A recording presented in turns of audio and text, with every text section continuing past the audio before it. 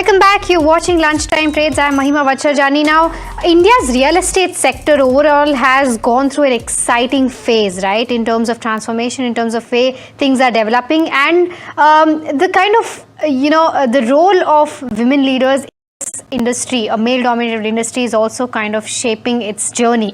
Now, joining us today to understand as to how it is shaping up, we're joined by Pavitra, Shankar, who is the Managing Director of Brigade Enterprises, joining us now. A company, of course, known for developing some of the most prominent residential and commercial space in the country. Pavitra, great to have you, and a very happy Women's Day to you. My first question to you is that, traditionally this space has been male dominated. I agree with the fact that there is nothing that we can't do as women.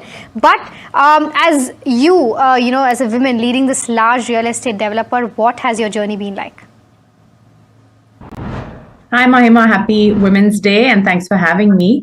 I think whether it's real estate or any other industry, it's really about what is the system that enables you to get to a certain position in order to bring out the best in yourself?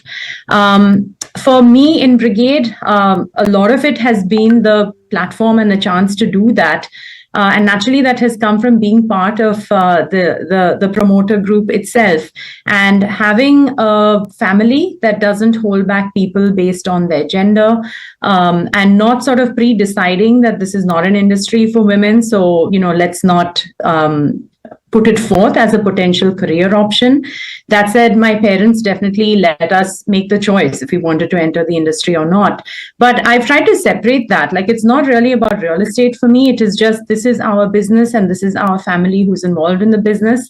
And if it had been anything, I would have been in it regardless, of the sector per se. But it is a very different industry. You don't see a lot of women at all, regardless of what aspect of it, even if it is, marketing. Sometimes you don't see that, and not too many women in senior positions either. So that's something we're trying to work towards here at our organization. But in general, I think it is about just being enabled to get to a situation where you can prove yourself to be, who you are, and give your best.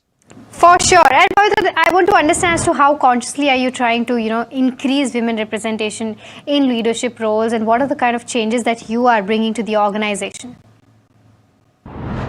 Yeah, so there's multiple aspects on that. I think that you have to have a multi-pronged approach. Naturally, it's about getting enough women into the organization at all levels. We all know it's easier to do that at junior levels, at entry levels, but it's very hard for women to stay in the workforce or come back into the workforce, given all of our other roles, on the personal side. And given that typically for us to come back to work, we are still the ones who have to enable ourselves to do that, as opposed to men who do have women pretty much taking care of, things on the home front or their personal lives to enable them to, give their 100% at work. So that's a big challenge for women, but we would like to do more in terms of enabling some kind of flexible, work rules, giving them time off when they need to handle logistics or care for parents or for kids.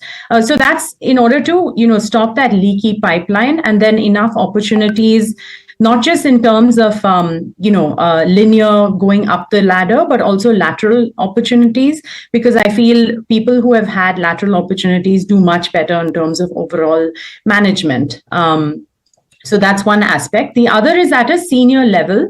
If we don't have enough women coming through the organization internally, then as leadership, it is our job to ensure that we do have representation at all levels. Naturally, I'm talking about merit-based representation, of course. I hate that I have to qualify that, but I still have to do that.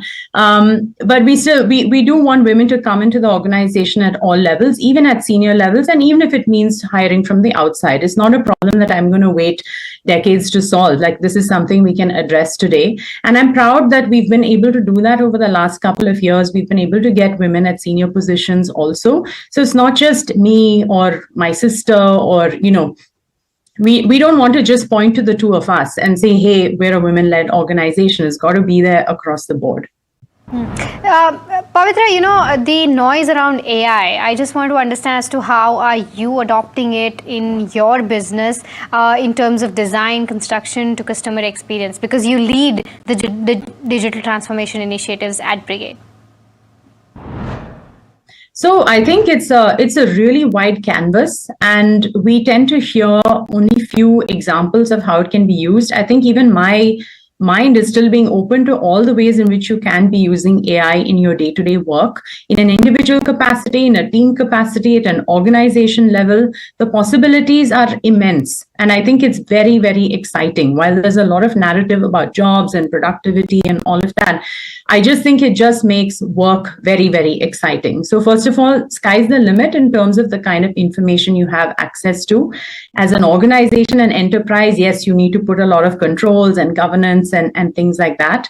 But I think first we're looking at foundational level. What is the kind of data that we have access to, and setting up that layer first.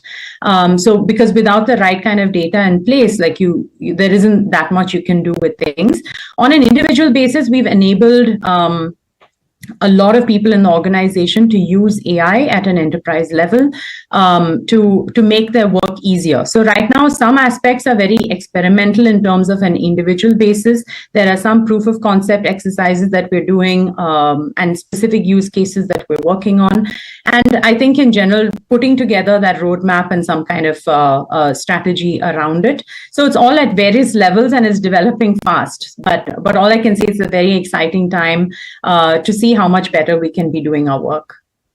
Got it. Pavitra, because you're at the core of real estate, just want to understand as to over the years, have you seen the change in women participation in buying houses? What is the kind of trends that you're observing? So women have always been part of the decision, whether it's overtly and right in front of the transaction or behind the scenes. I think that's always been the case. The woman does run the house. Hopefully, we are seeing more men do the same.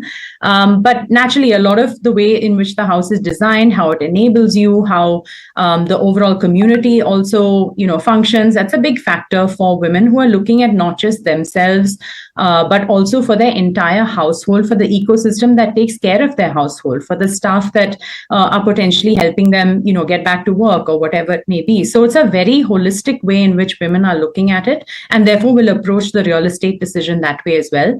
What is really great to see over the last few years is that women are also part of the financial decision. Many of us are now, earning just as much, in some cases more than our male counterparts at home. So they're very much so a part of the financial decision as well. But I think long way to go in terms of women to really own the confidence of making their own investments without necessarily running it by dads or husbands or brothers. So I think, I'm glad to see the improvement, but there's more to go in terms of making that decision independently. The time and helping us with all those, insights. And once again, a very happy Women's Day to you.